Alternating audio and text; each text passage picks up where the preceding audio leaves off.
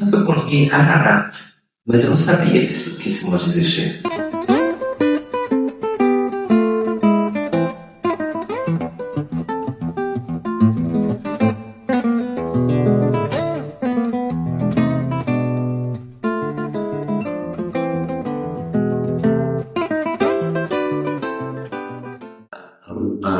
A ligação exatamente com a nossa vida, né? Você tem que decidir subir na sua vida. Só que na subida, tanto é que o primeiro movimento ele é um pouquinho agitado, porque você tem a subida, você tem um cansaço, tem a indecisão, a gente será que eu vou continuar? Então a minha obra é sempre, com toda obra que eu escrevo, ela tem sempre algo de espiritual. Eu não consigo fazer só para o violão. Eu posso fazer para o violão, eu posso fazer para coro, entendeu? Então, o que acontece? Tem a subida, depois tem, quando a pessoa chega, né? A coisa mais linda é isso, num projeto que você faz, você procura chegar naquele ponto, não? Quando você chega, você não descansa? Sim. Aí o que sai? Aí você vai contemplar. É verdade. Então tem a contemplação na obra. Sim. E depois quando você chega, né, assim, poxa, consegui. Então agora eu posso descer e dizer para todo mundo que eu consegui. Sabe? Então assim, a obra é exatamente dessa forma. E a inspiração, às vezes, tem coisas que eu faço que eu tenho certeza que não fui eu que escrevi. Sabe? Mas eu acredito, sempre fui eu que escrevi, mas foi muito algo que veio de cima. Sim. E todas as vezes que isso acontece, eu agradeço sempre.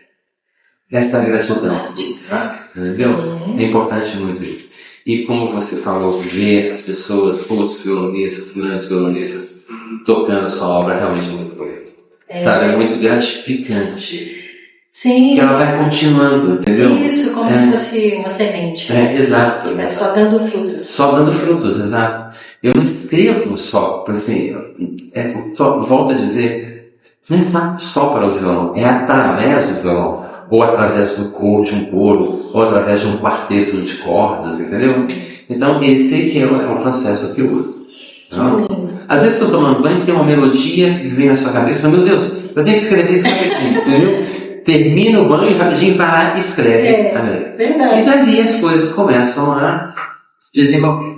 Tem momentos, por exemplo, que parece que a porta fechou. Você não consegue ir adiante. Mas o que eu faço? Eu não forço. Porque eu acho que as coisas têm que ser como um rio. Tudo tem que fluir. Sabe? Se você olha um rio, você vê passando, você tem uma pedra na frente, que é o momento que você perde, entre aspas, a respiração. Seria vamos dizer, tem uma montanha na frente, o rio, o que ele faz? Ele se abre e se une e continua da outra parte. Então, quando tem essa interrupção, é como se fosse aquela pedra. Então, você não tem que forçar nada. De repente, a melodia que continua aquele tema, ele vem. Entendeu? Sim. Tem que fazer tudo com naturalidade. Você tem que deixar que as coisas corram. Marcos, como que foi para você sair de Congonhas, uma cidadezinha do interior de Minas Gerais, e ganhar o mundo?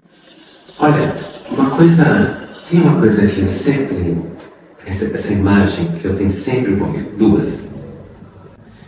Eu vestido todo elegante, como concertista, entendeu? E segurando o mundo na mão, assim. Mas tem uma outra imagem do lado dele, que é um senhor, um borral cheio de sementes, caminhando por um campo e jogando as sementes. Tá? Então, significa o seguinte, para mim, o semear é buscar, né? Você semeia e não tem que ir lá continuar, ir lá para ver se nasceu. Não. Aquilo que tem que nascer, nasce. Aquilo que não tem, não nasce. Bom? Então assim, em Congonhas, por exemplo, que é uma cidade que eu amo, sabe? Uma das coisas que eu fico muito feliz quando eu estou aqui é as pessoas passam de moto, como as Vinícius, né? Ou alguém passa de carro e fala, eu te sigo, hein? Eu sei que é o Marcos Vinícius, né?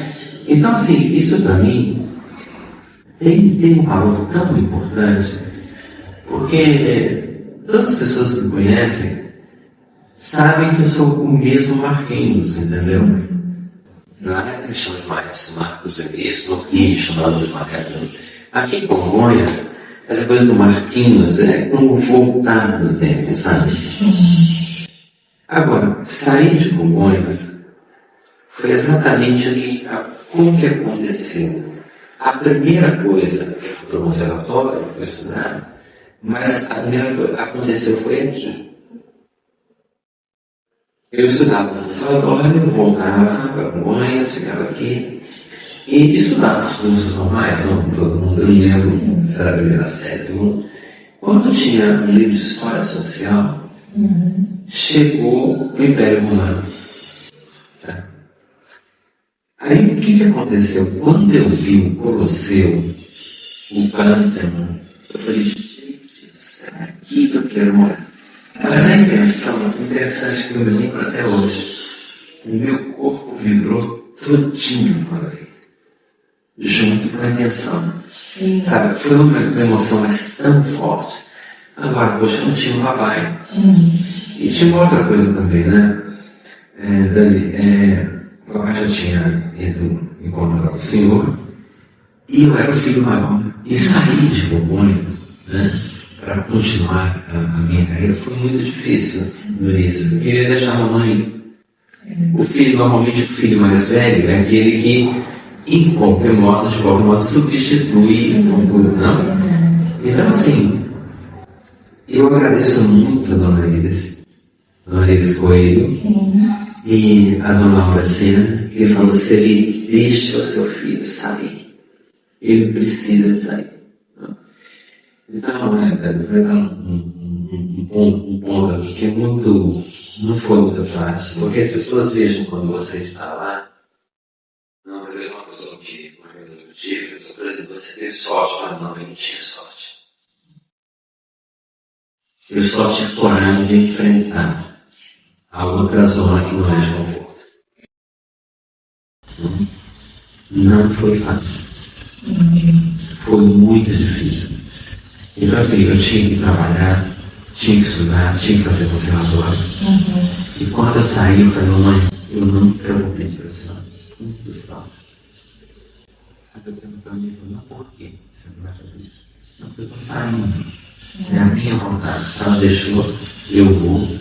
A senhora vai ter muito orgulho de mim. Era isso mesmo. Então começa, foi para Belo Horizonte, essa coisa toda, né? Então, assim, eu tive que enfrentar momentos muito difíceis, sabe? Por exemplo, você pensava assim: gente, eu consigo pagar o quarto esse mês onde eu estou morando?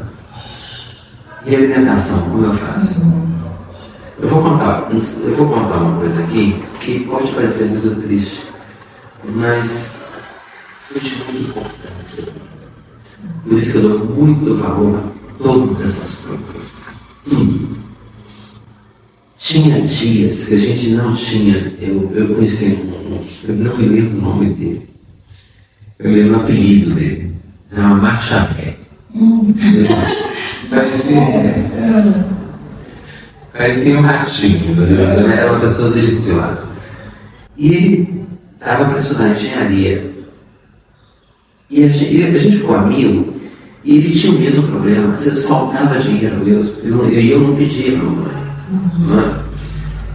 Agora tinha um restaurante nessa praça, e todo dia a gente ia para lá. Sabe o que chegava para os casais semelhantes, né? Comia só metade da pizza. E tem esse garçom, que Deus o abençoe, ele observava que a gente precisava de comer. Então ele arrumava uma mesinha um pouquinho mais distante, e aquilo que era limpo, não do prato, aquilo que sobrava no pedaço de pizza, não, ele colocava o pratinho pra gente. E a gente comia, entendeu? Então tiveram momentos assim na minha vida. Agora, isso é condiz, assim, pelo amor de Deus, desculpa a expressão que eu vou usar aqui, mas tudo é uma merda, eu não embora, eu volto pra casa. Mas isso nunca me passou a cabeça. E a última vez que eu encontrei com ele estava muito bem, formado, casado, quando eu veio em Belo Horizonte. E a gente lembrou, só que agora eu comprei segunda. Entendeu? Então assim, enfrentar essas dificuldades todas, é isso que te leva. Não é que Deus colocava essas dificuldades, não, é a vida. Sim. Você quer conquistar, vai adiante.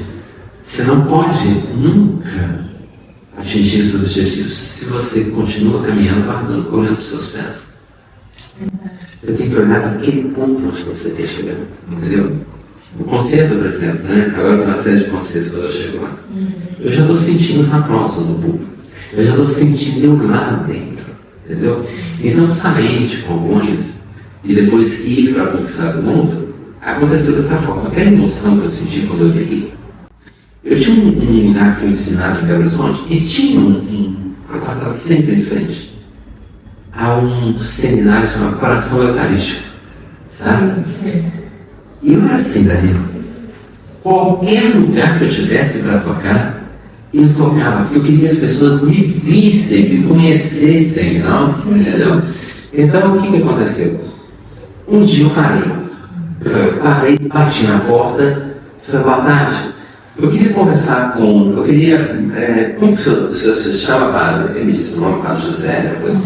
Eu falei para ele, eu queria fazer um concerto para vocês. Ah, que bonito, seria muito bom, né? A gente ia ficar muito feliz, mas só que você tem que conversar com outro padre. Eu falei, como se chama? Dom Pitti Bernardetti. Italiano. Sim. Que se liga àquilo que eu vi no livro. Aí eu fui conversar com ele. Ele falou, a gente vai fazer um concerto assim. Eu lembro que ele fez aquele suco com pipoca para entregar. Entendeu? Aí fiz o concerto, chegou uma hora e virou para mim e falou assim, me olhou, terminou o concerto. Ele virou para mim e falou assim, olha, se violão não é só do Brasil não. Você quer ir para Itália? Eu falei, meu Deus, não pedi.